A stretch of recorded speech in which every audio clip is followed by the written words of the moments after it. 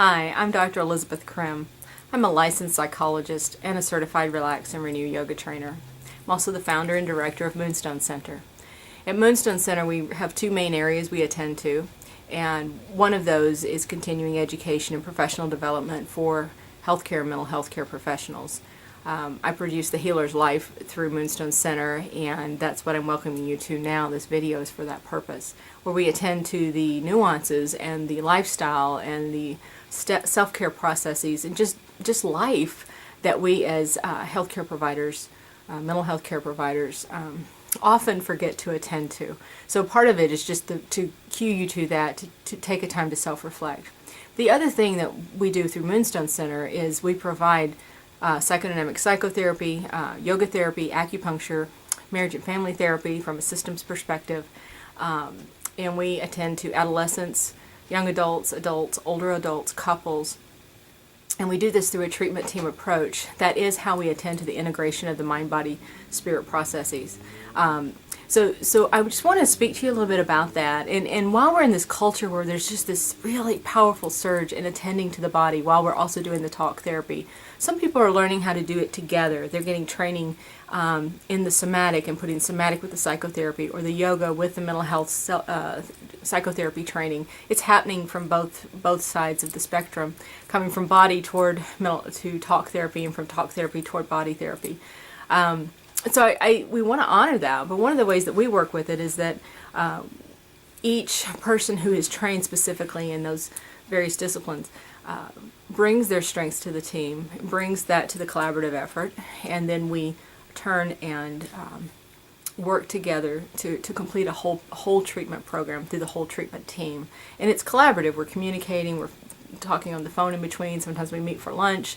We meet over meals, so that it's a time of sharing and growth for us and nurturance to ourselves while we're also teaming on our cases. We get very creative about that. We make it a fun opportunity. It's not just work in that sense.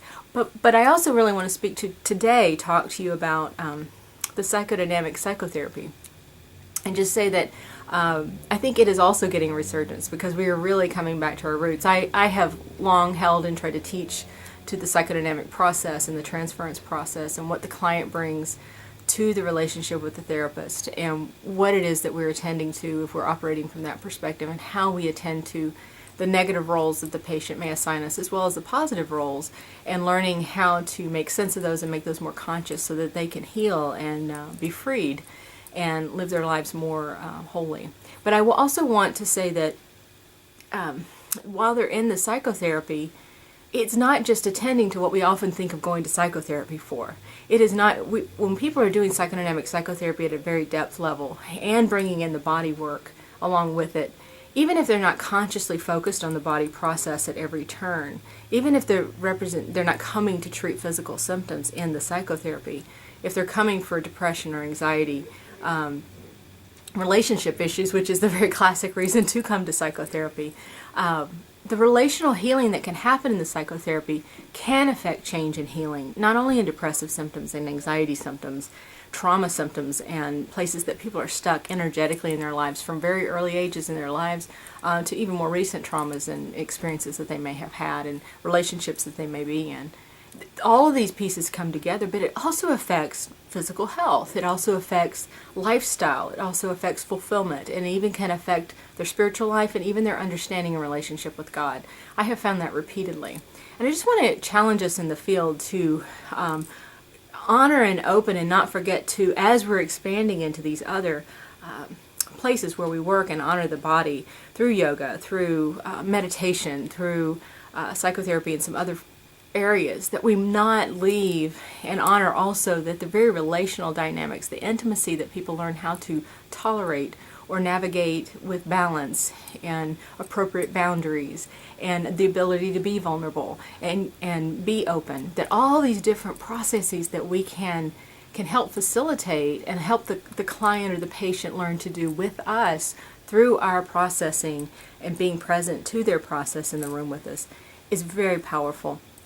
We know now that so much is mediated in the brain's development in the context of connecting from person to person. It is within the context of relationship and the mirror neurons that are firing back and forth that so much of the neurological pathways continue to develop, and new neurons develop, and old neural pathways kind of get reworked and corrected or shored up. And it's so much exciting stuff is going on at a neurological level, even while you're sitting in the chair talking.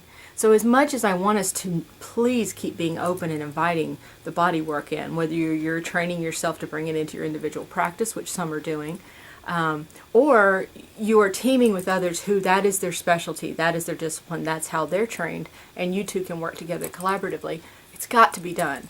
But we also have to continue to honor that there's a very powerful healing process that occurs through that relational experience, learning how to be present one-to-one.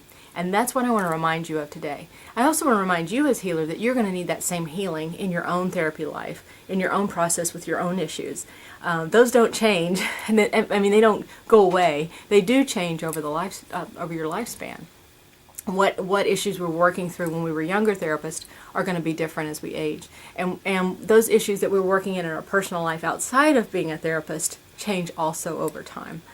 You may move into a role of being a wife or a husband, a parent, a step-parent, a grandparent. All these pieces change kind of what's going on for you in your body, in your neurology, in your experience of people and relationship. It's going to change how you are in your chair as a therapist. So you've got to stay in consultation, you've got to stay in your own psychotherapy, and you attend to your own relational health, even as you're attending to others. And learning how to attend to relationship with other professionals who may be attending to other aspects of that individual's holistic treatment.